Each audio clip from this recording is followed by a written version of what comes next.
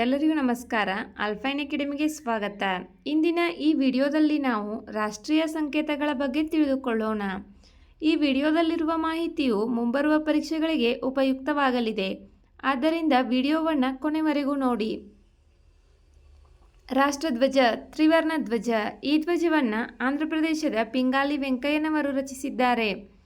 ಕೇಸರಿ, ಬಿಳಿ, ಹಸಿರು 3 ಬಣ್ಣಗಳನ್ನು ಹೊಂದಿದ್ದು ಮಧ್ಯದಲ್ಲಿ ಅಶೋಕ ಚಕ್ರವಿದೆ. ರಾಷ್ಟ್ರೀಯ ಚಿಹ್ನೆ 4 ಮುಖದ ಸಿಂಹ.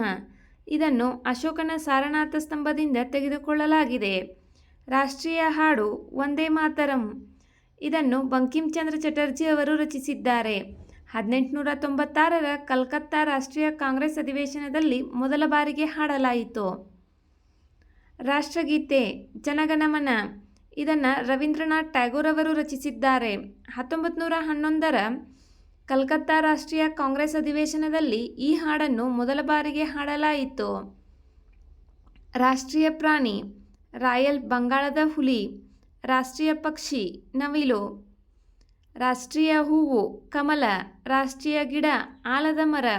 ರಾಷ್ಟ್ರೀಯ ನದಿ ಗಂಗಾ. ರಾಷ್ಟ್ರೀಯ ಹಣ್ಣು ಮಾವಿನ ಹಣ್ಣು.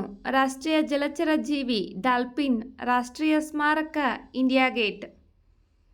ವಿಡಿಯೋದಲ್ಲಿರುವ ಮಾಹಿತಿಯು ಉಪಯುಕ್ತವೆನಿಸಿದರೆ ವಿಡಿಯೋಗೆ ಒಂದು ಲೈಕ್ ಮಾಡಿ. ಮತ್ತಷ್ಟು ಮಾಹಿತಿಗಾಗಿ ನಮ್ಮ ಚಾನಲ್ನಲ್ಲಿರುವ ವಿಡಿಯೋಗಳನ್ನು ವೀಕ್ಷಿಸಿ. Thank you.